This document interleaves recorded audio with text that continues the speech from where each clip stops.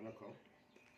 நான் தங்கராஜ், சிபிஎம் கட்சியினுடைய KGF taluka secretary, நகரமன்ற உறுப்பினராக இருக்கேன். இன்றைக்கி சொல்ல வேண்டிய முக்கியமான விஷயம் என்னன்னாக்கா, பிஎம்எல் கான்ட்ராக்ட் தொழிலாளிகளுடைய பிரச்சனை. இப்போ இந்த ஊரில் வேலை வாய்ப்புன்றது ரொம்ப முக்கியம். வேலை இருந்தால் தான் ஒரு பொருளாதார ரீதியான நடவடிக்கைங்க இருந்தால் தான் எக்கனாமிக்கல் டிரான்சாக்ஷன்ஸு இல்லை ப்ரோசஸ்ஸு தொழில் இதெல்லாம் இருந்தால் தான் இந்த ஊரினுடைய வளர்ச்சியும் கூட இருக்கும். இப்போது பிஜிஎம்எல் இருந்த காலகட்டத்தில் தான் பிஜிஎம்எல்னால தான் இந்த நகரமே உருவாச்சு. அப்படின்னா தொழிலாளிங்க 32,000 தொழிலாளிங்க இருந்தது வரலாறு. அதுக்கப்புறம் கூட இந்த தொழிலாளிங்க இருந்தாங்க.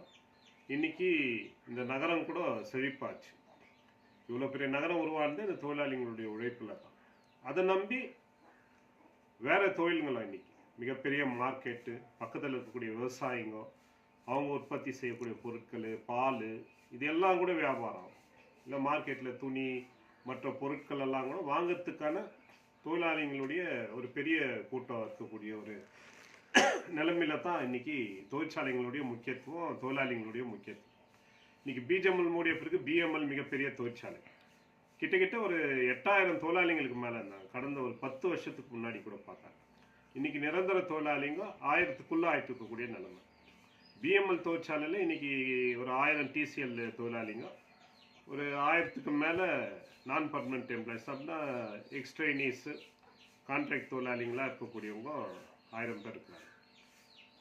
முக்கியமாக நான் சொல்ல வர்றது என்னன்னாக்கா, பல ஆண்டுகளாக அந்த கான்ட்ராக்ட் தொழிலாளிங்க தொடர்ச்சியான போராட்டங்களை நடத்தின்னு இருக்கிறாங்க. அவங்களுடைய நியாயமான கோரிக்கைகளை மேனேஜ்மெண்ட் நிறைவேற்றணும் அப்படின்னு சொல்லிட்டு.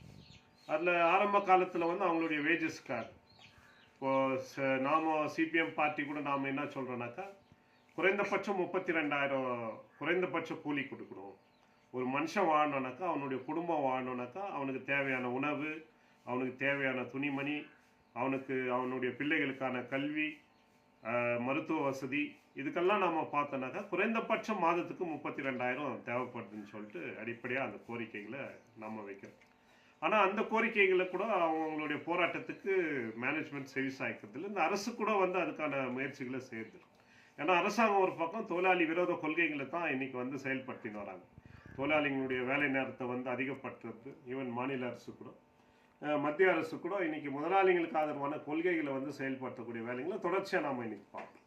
கோலார் தங்கவேலினுடைய அந்த கான்ட்ராக்ட் தொழிலாளிகளுடைய போராட்டம், அந்த வேஜஸ் ஒரு பக்கம் இருந்தால் கூட அவங்க அந்த வேஜஸ் நடத்தக்கூடிய நேரத்தில் மேனேஜ்மெண்ட் கூட அவங்களுக்கு அஷூரன்ஸுங்களை கொடுத்தாங்க. நிரந்தரமான வேலை, பர்மனெண்ட் எம்ப்ளாய்மெண்ட் கொடுக்கும்போது நாங்கள் முன்னுரிமை இந்த கான்ட்ராக்ட் தொழிலாளிகளுக்கு கொடுப்போம் நாங்கள். ஏன்னா அவங்க கூட ஐடிஐ அப்ரெண்டிஸ் பண்ணியிருக்கிறாங்க, டிப்ளமோ ஹோல்டர்ஸ் இருக்கிறாங்க, எல்லாம் இருக்கிறாங்க.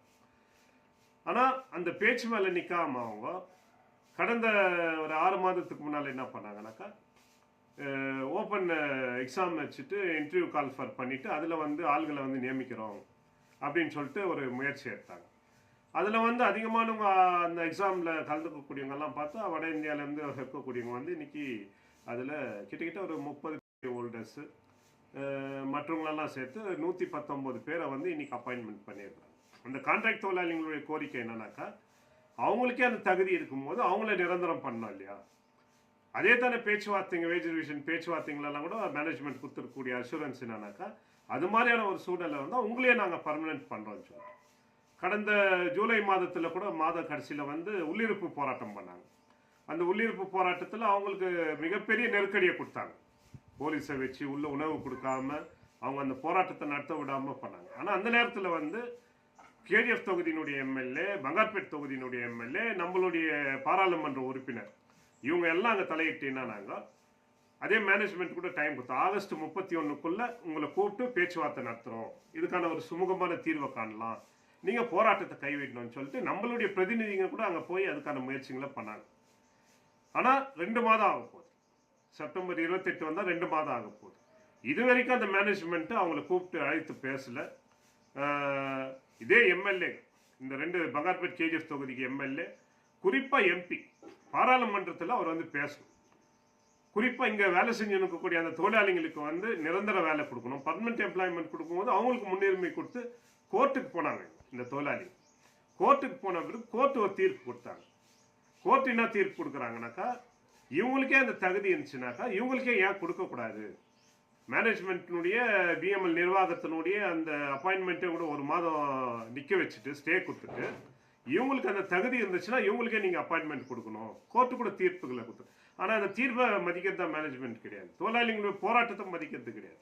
இந்த இடைப்பட்ட காலத்தில் வந்து இவங்க எம்எல்ஏங்கோ எம்பிங்க வந்து தலையிட்டு அதை வந்து நாங்கள் நிறைவேற்றுறோம், தீர்த்து வைக்கிறோம். இது வரைக்கும் மேனேஜ்மெண்ட் கூப்பிடல. இவங்களும் அது மேலே எந்த விதமான முயற்சியும் எடுத்து தான் இது வரைக்கும் தெரில. குறிப்பாக எம்பி இன்னைக்கு பாராளுமன்றத்தில் பேசணும். இது வந்து ஒரு மத்திய தொழிற்சாலை, மேனேஜ்மெண்ட்டுக்கிட்டையும் பேசணும். அவருடைய ஸ்டேட்மெண்ட் சில நேரங்களில் பார்த்தா அது மேனேஜ்மெண்ட் சேர்த்து தான் கரெக்டுன்ற மாதிரி ஒரு சொல்லக்கூடிய ஒரு சூழ்நிலை இன்னைக்கு உருவாயிருக்கு. அதுவும் CPIM party, Communist Party of India Marxist, நாங்கள் என்ன சொல்கிறோன்னா கேஜிஎஃப் தாலுக் கமிட்டி நம்மளுடைய சிஐடி தொழிற்சங்கத்தினுடைய தலைமையில் அவங்க போராட்டம் பண்ண இருக்கிறாங்க. நம்மளுடைய மாநில தலைவருங்க, மாவட்ட தலைவருங்கெல்லாம் கூட இதில் வந்து அவங்களுக்கான வழிகாட்டுதலில் இருக்கிறாங்க. அந்த கோரிக்கை நிறைவேற்றணும்னு சொல்லி இன்னைக்கு நாம் வலியுறுத்துகிறோம். மார்க்சிஸ்ட் கம்யூனிஸ்ட் கட்சி கூட இன்னைக்கு என்ன சொல்கிறேன்னாக்கா, அந்த தொழிலாளிகளுடைய நியாயமான கோரிக்கை. இன்னைக்கு வந்து அந்த ஃபேக்ட்ரியில் வந்து கிட்டத்தட்ட 262 கோடி ரூபாய் கடந்த வருஷத்தில் வந்து ப்ராஃபிட்டை கொடுத்துக்கிறாங்க. நிரந்தர தொழிலாளிங்க 800 பேர் தான். கான்ட்ராக்ட் தொழிலாளிங்க 2000 பேருக்கு மேலே இருக்கும். இவங்களுடைய உழைப்பு இல்லாமல் அந்த ப்ராஃபிட் கிடைக்குமா? நிரந்தர தொழிலாளிங்க செய்யக்கூடிய எல்லா வேலைகளையும் வந்து திறம்பட வந்து இவங்களும் செய்கிறாங்க. அவங்க கேட்கக்கூடிய கோரிக்கை என்ன? அவங்கள நிரந்தரம் பண்ணலாம். அவங்களுக்கு தகுதி இருக்குது. அவங்கள விட்டு நீ வந்து வெளியிலேருந்து எங்கேருந்தோ கூட்டின்னு வரதெல்லாம் எப்படி? கர்நாடக அரசு கூட என்னன்றாங்க, 75% வந்து கர்நாடகானுடைய குடிமக்கள் இல்லை கர்நாடிக அரசு கொடுக்கணும்னு சொல்கிறாங்க.